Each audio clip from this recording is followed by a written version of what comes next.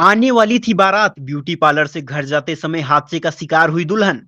सीतापुर जिले के मोहली कोतवाली इलाके में कल रात उस समय शादी वाले घर में अफरा तफरी मच गई जब ब्यूटी पार्लर से अपने भाई के साथ बाइक से आते समय दुल्हन हादसे का शिकार हो गई, जिसके बाद दुल्हन व उसके भाई को तत्काल स्थानीय लोगों की मदद से जिला अस्पताल में लाकर इलाज के लिए भर्ती कराया गया।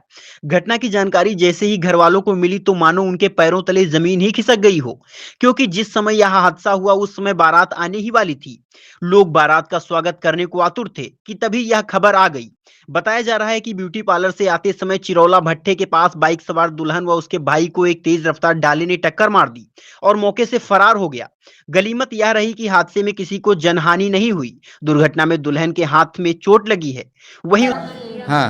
और फिर भैया हमारा फोन करीन तब ले आए रहे। तो भैया सब दिन घर वापस जाती तो कहाँ डाले से बैग से न रहे। कहाँ पे? माहौली।